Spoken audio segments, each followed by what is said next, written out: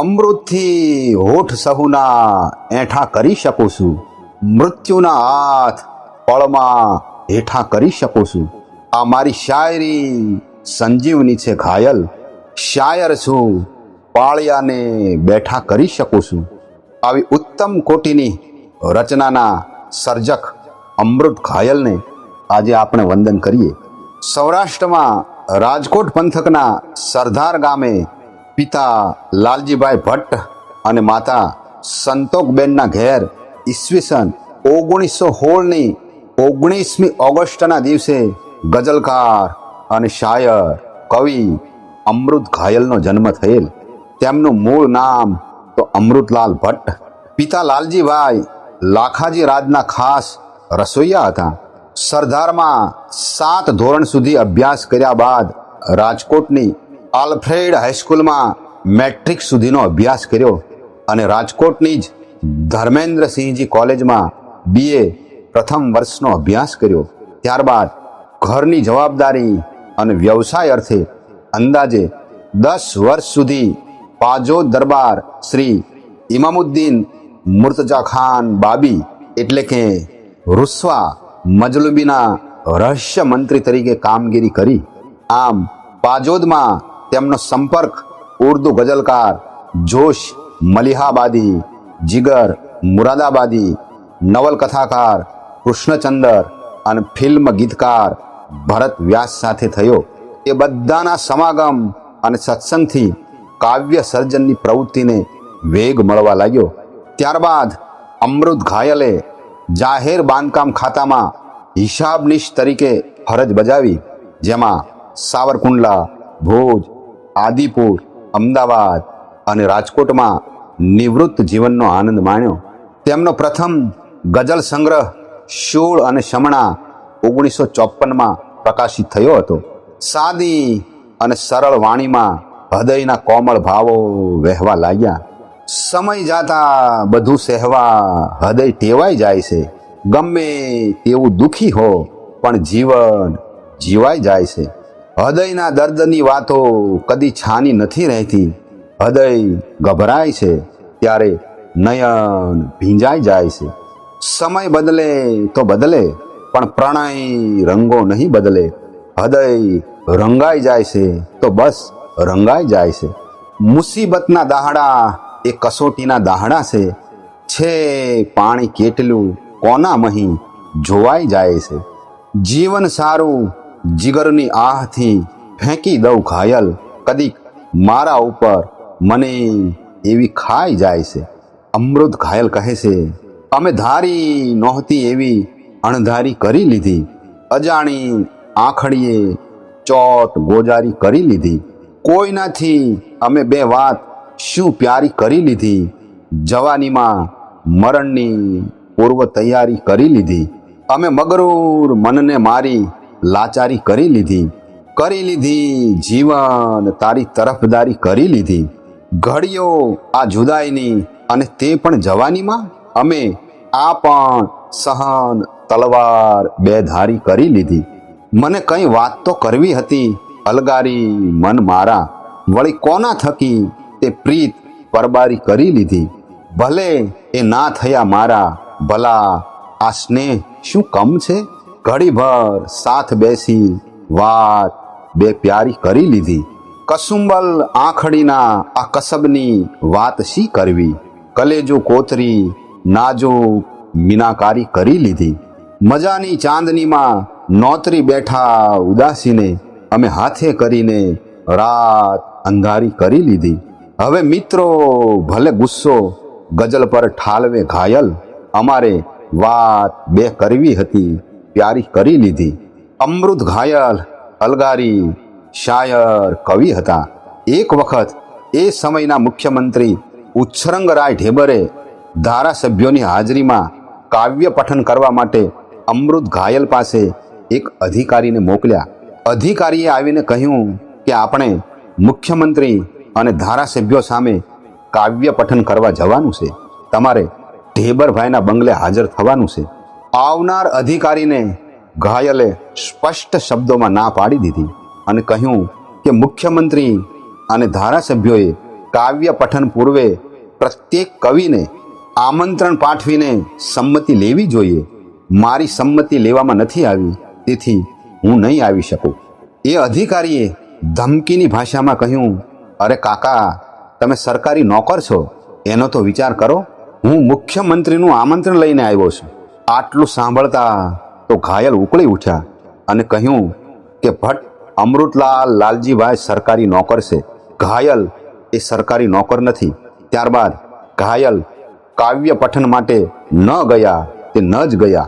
પણ મુખ્યમંત્રી ઢેબરભાઈ પણ મોટા મનના માનવી.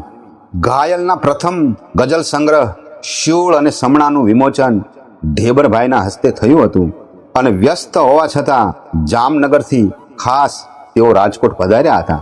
મુખ્યમંત્રી ઢેબરભાઈ આ કાર્યક્રમમાં 5-6 કલાક બેઠા હતા અને બધા કવિઓને સાંભળ્યા હતા. અને છેલ્લે ઘાયલ એમની સામે કાવ્ય પઠન માટે નહોતા આવ્યા એ વાતનો પણ એમણે ગૌરવથી ઉલ્લેખ કર્યો હતો. એક વખત કવિ કલાપીની જયંતીની ઉજવણીમાં ભાગ લેવા ઘાયલ લાઠી ગયા હતા. ઘાયલ કહે છે, કલાપીની સમાધિને નમન કરતા મારો જીવ ચૂથાવા લાગ્યો અને આંખમાં અશ્રુધારા વહેવા લાગી ને હું ઢગલો થઈને ત્યાં પડી ગયો. કાકા સાહેબે મને દિલાસો આપીને પૂછ્યું કે કેમ બેટા, શું થાય છે? શું થાય છે એની મને ખબર નથી પડતી, પણ મારો જીવ ઊંડો ઉતરતો જાય છે અને પાજોરથી દરબાર સાહેબનો આગ્રહ છે કે મારે આ પવિત્ર ભૂમિમાંથી કંઈક પ્રસાદી લઈ જવી. એના વિચારમાં હું ગળા ડૂબ છું. આજે આ પુણ્ય અને પવિત્ર શાળી આત્માની સમાધિ પાસે જે આ અસુખ થઈ રહ્યું છે તે દરબાર સાહેબના પત્રના પ્રત્યાઘાત રૂપે કદાચ હોય. એમ કહેવાય છે કે કલાપીની દેરીએ શીશ નમાવા ગયેલા અમૃતલાલ ભટ્ટ ત્યાંથી ગઝલ લખવાનું મૌન વ્રત લે છે. એ વ્રત એમણે જીવનભર પાળ્યું હતું. ત્યારબાદ તો આ અલગારી કવિ આનંદથી જીવ્યા, ગઝલના કેફમાં મોજથી જીવ્યા અને શ્રોતાઓને ગઝલના પઠનથી રસ તરબોળ કર્યા. જિંદગીભર મુશાયરામાં તેઓ છવાયેલા રહ્યા. સમગ્ર ગુજરાત અને ભારતભરમાં તેઓ જાણીતા થયા. ઘાયલ કહેતા, શ્રી રૂસ્વાએ જગાડેલી કવિતા ગઝલ લખવાની તમન્ના તેને મારી માતાએ ટેકો આપી મને પોળખ ચડાવ્યો.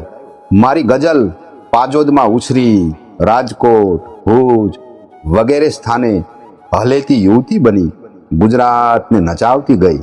એક વખત એ સમયના વડાપ્રધાન પંડિત જવાહરલાલ નહેરુ રાજકોટ પધાર્યા હતા. આયોજકોને એમ થયું કે નહેરુને ઉર્દુ કાવ્યો સંભળાવીએ, તેથી તેમની સંમતિ લઈને એક બેઠક યોજાય.